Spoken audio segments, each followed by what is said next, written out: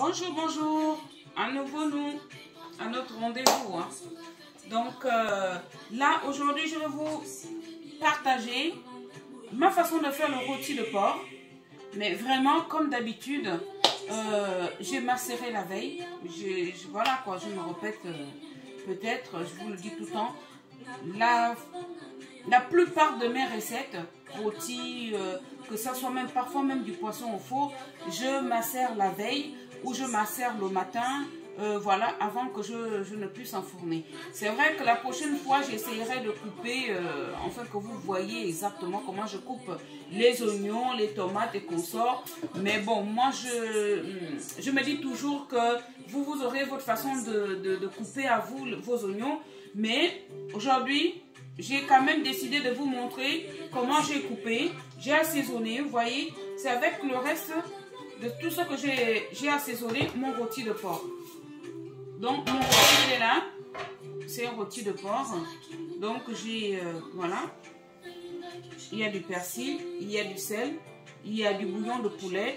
J'ai mis herbes de province, de l'ail et... Donc ça, ce sont des oignons que je vais mettre tout autour. Donc j'ai coupé de cette façon-là les oignons. Les oignons, comme d'habitude, hein, les oignons de 3 couleurs. Comme je vous dis, c'est vraiment, comment dirais-je, c'est pas obligé. Vous n'êtes pas obligé de couper de cette façon-là ou d'en mettre autant. Voilà. Vous pouviez toutefois en mettre un oignon, une petite tomate ou pas du tout. Mais moi, je vous montre là, vraiment, je vous partage ma façon à moi de faire. C'est facile, hein, le rôti, je pense que vous saviez. Hein, on n'a pas besoin, à partir du moment où on l'achète déjà comme ça chez le boucher. À part si vous faites vous-même votre rôti maison, parce qu'il arrive aussi qu'on achète un morceau de viande et qu'on fasse nous-mêmes, qu'on mette le filet et qu'on sort. Quoi. Donc, moi, je mets beaucoup d'oignons. Je vous ai toujours dit que moi, dans ma cuisine, j'en mets toujours beaucoup d'oignons. Donc, ce qui me rassure, c'est que après la cuisson, on verrait pratiquement plus, sinon peut-être très peu. Mais en fait, tout ça, c'est parce que j'adore manger de l'oignon et de l'ail. Et c'est ce qui me motive aussi à mettre autant. Vraiment, vraiment, il n'y a pas autre chose à mettre. Je vais quand même mettre, lui, comme d'habitude, un peu de vin blanc et puis de l'eau. C'est tout. Et je vais enfourner.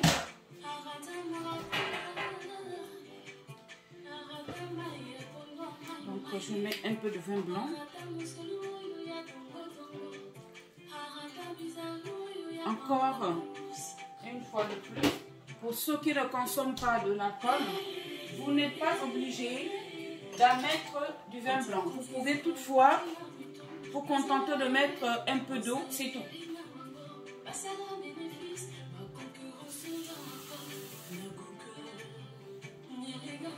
Je mets un peu d'eau.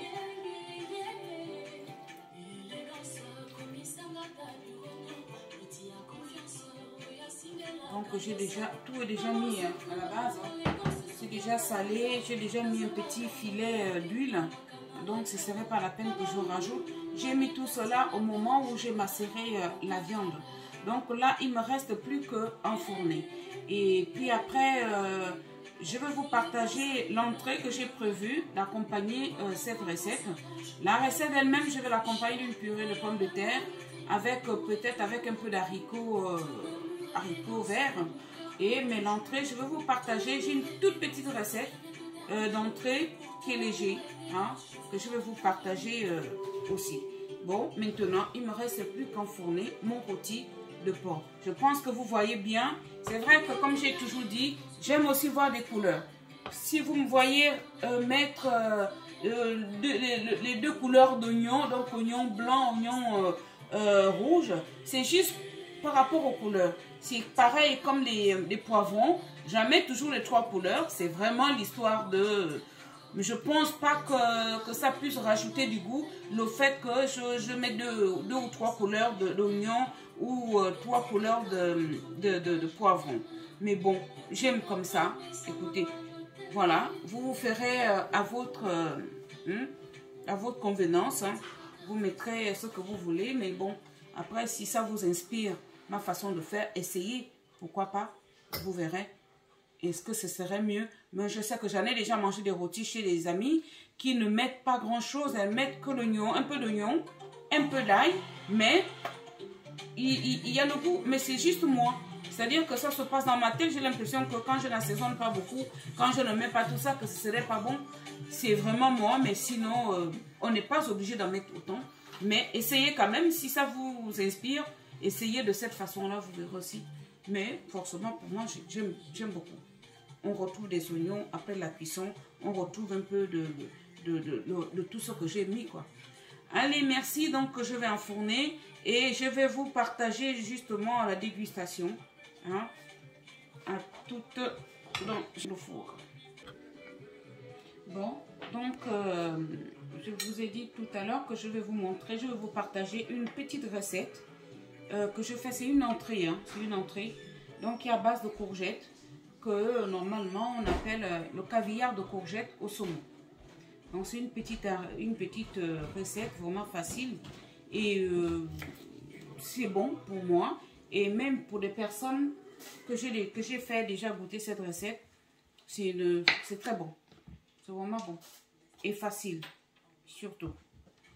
Donc, je vais vous partager ça.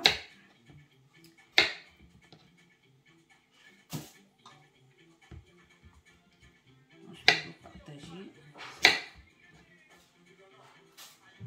Donc, je retire un peu la peau. Juste un peu. Hein.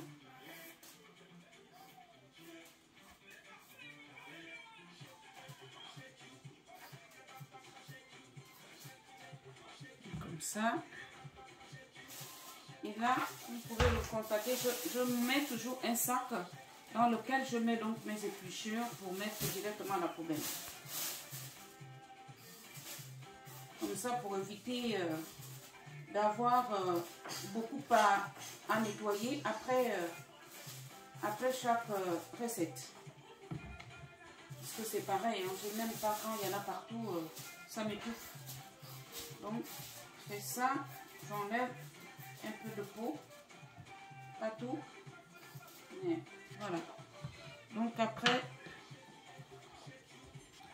on coupe.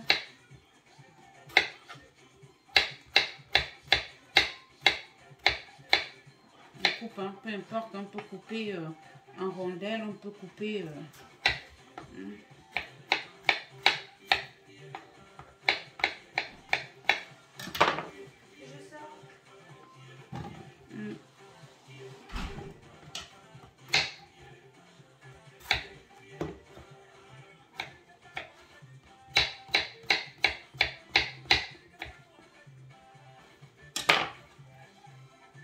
comme ça.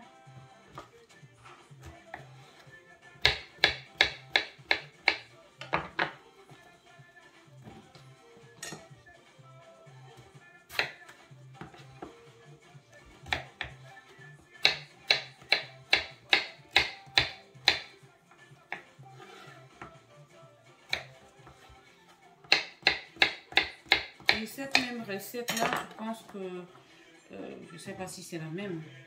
Et il y en a qui en font aussi avec les aubergines. Voilà. Ouais, on appelle aussi le caviar d'aubergine.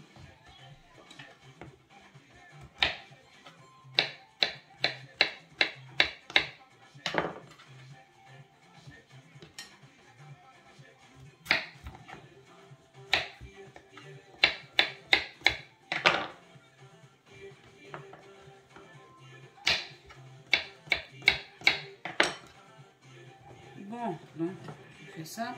Vous savez mon amour pour les oignons. Donc vous ne pouvez pas passer outre. Hein.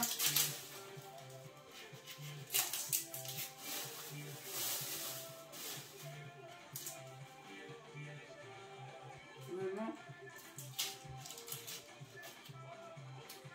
Et puis je vais mettre aussi un peu l'ail. Je ne mets pas beaucoup.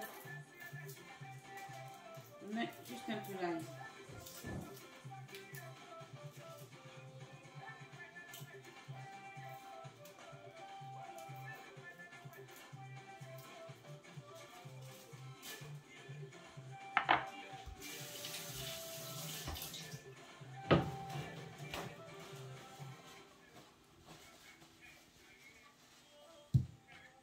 Voilà.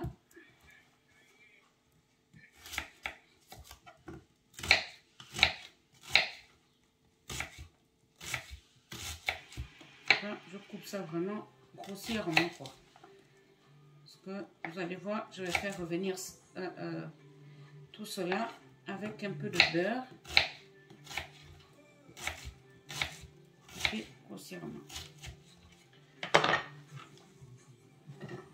La façon de couper n'est pas important.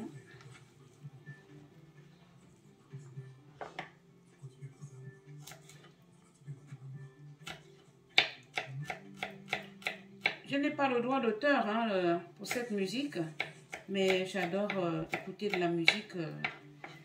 Et c'est vrai, comme je l'ai souvent dit, ça c'est mon artiste préféré.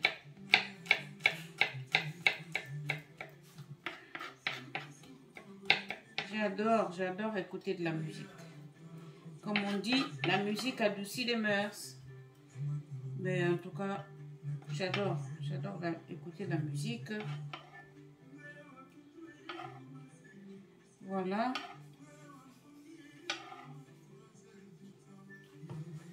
Donc ça, c'est pareil.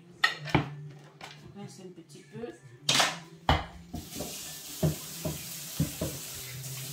C'est vrai que ça me retarde parfois, mais je n'y peux rien.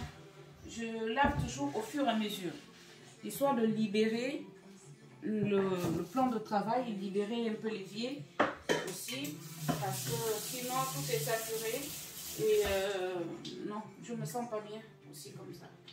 Donc, surtout quand il y a très peu de choses à laver, voilà, on n'a pas besoin de... Voilà, donc ça je vais l'insérer.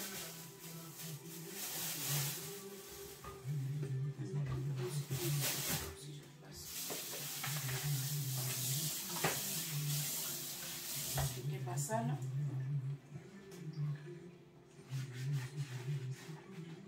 Voilà, ça permet à ce que lorsqu'on a fini, on a terminé de cuisiner, voilà quoi, la cuisine un peu propre, on peut passer à autre chose.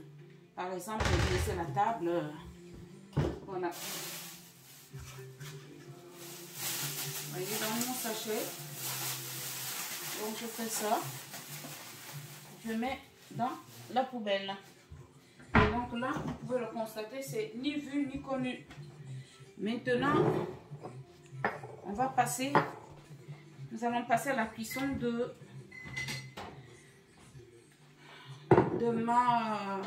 des courgettes.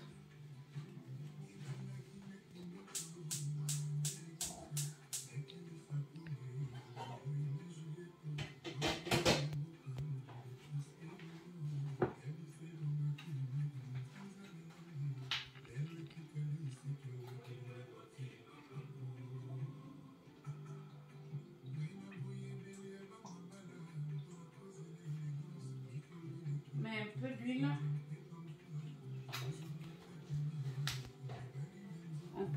J'aurais pu faire revenir ça avec du beurre.